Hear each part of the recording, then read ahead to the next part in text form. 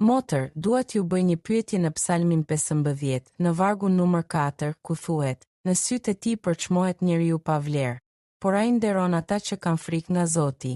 Pyetja ime specifike është: kush është njeriu pa vlerë, motër? Mirë, këtu flitet për kriteret sepse bëhet një pyetje. Pyetja është: Zot, kush do të banoj me ty? Kush do të banoj në çadrën tënde? Kush do të jetë me ty? Kush do të jetë në malin tënd të shenjtë? Kush do të banoj, Zot, në malin tënd të shenjtë?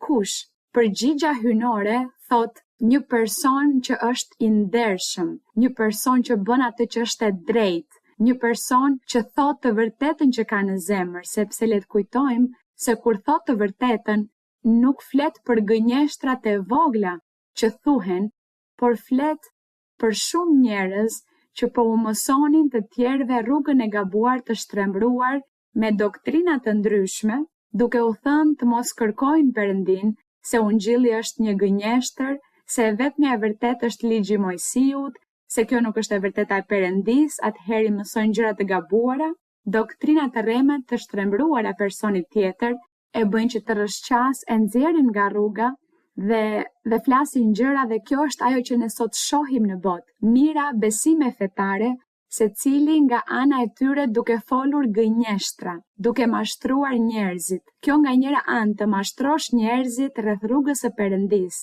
Nga njëra anë kjo është gënjeshtra. Ka një gënjeshtër tjetër që është gjithashtu kur i bëhet keq një personi, kur gënjehet, kur mashtrohet. Gënjeshtra është për të mashtruar. Gënjeshtra përdoret për të mashtruar, për të kërcënuar, për të bërë kaq shumë gjëra të këqija, kështu që thot Zoti se një person nuk duhet të thot gënjeshtra që i bëjnë dëm të afërmit, që i bëjnë keq, sepse kjo nuk i pëlqen Zotit. Pra flet për kriteret e atij personi që do të jetë në malin e Perëndis. Pyetja që ai bën, kush do të banoj me ty, kush do të jetë me ty? Pra thot këtë.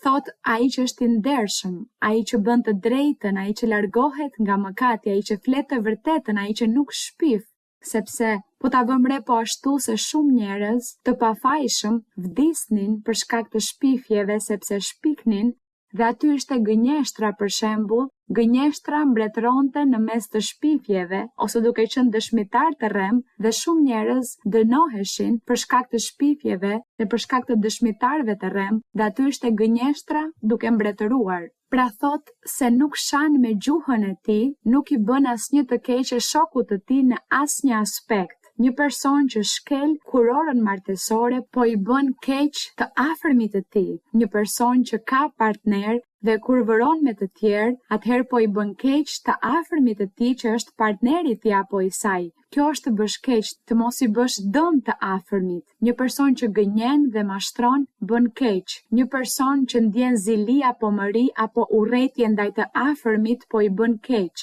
Dhe të afërm janë të gjithë, duke filluar nga partneri e me radhë, njerëzit e afërm, familja, fëmijët, miqt, këta janë të afërmit apo jo. Pra thot se nuk i bën asnjë të keqe shokut të tij dhe nuk shpif të afërmin e tij. Thot ai person ose ajo, thot në sytë e tij përçmohet njeriu pa vlerë, por ky person sheh një person që e përçmojnë. Njeriu pa vlerë është si një person i mirë, i varfër apo jo. Themi se është një person i përçmuar, por ky person nuk është se po bën gjë të keqe, por është një person që e përçmojnë sepse është i varfër, sepse nuk është i ndonjë rangu të lartë, i ndonjë kategorie, sepse nuk ka para, nuk ka as të drejtë fjale, as të drejtë vote. Pra ky është njeriu pa vlerë, i përçmuar, i mirë ose i përulur, po ashtu ndoshta i pambrojtur. Pra thot se ky person që ka Perëndin sheh këtë njeri që përçmohet dhe ai nuk do ta përçmoj, përkundrazi, ai do t'i jap një dorë, do ta ndihmoj dhe do ta vlerësoj shumë. Do t'i thot ti je një person me vlerë, ti je i rëndësishëm. Nuk e përçmon, nuk e shikon keq. Kjo është ajo që bën ai që me të vërtet dëshiron të jetë me Perëndin në malin e Zotit. Duhet të praktikoj të gjitha këto gjëra me të përulurit, me njerëzit e thjesht, të mos i përçmoj, por t'i ndihmoj dhe të mos përçmoj askënd. Kësaj referohet kur thuhet në sytë e tij përçmohet njeriu pa vlerë, e përçmojnë, por ai që është me Perëndin nuk e përçmon. Thot, nderon ata që kanë frikë nga Zoti. Thot se ky person nderon ata që kanë frikë nga Perëndia. Megjithatë, nuk është se vetëm duhet të nderojmë ata që kanë frikë nga Perëndia, sepse nëse ne jemi në botë dhe jemi të rrethuar nga njerëzit e botës, edhe pse ata nuk kanë frikë nga Perëndia, unë duhet të jem e kujdesshme dhe të respektoj dhe të vlerësoj këta persona dhe të jap shembull të mirë dhe dëshmi të mirë, por sigurisht ata që kanë frikë nga Perëndia, me shumë përkushtim, unë do t'i nderoj dhe do ndihem edhe unë më mirë dhe do bëj që edhe ata të ndihen të respektuar, të nderuar, të fortë, që dikush t'i falenderoj, të jetë aty gjithmonë duke i lëvduar ose duke i lavdëruar njeriu që do Perëndin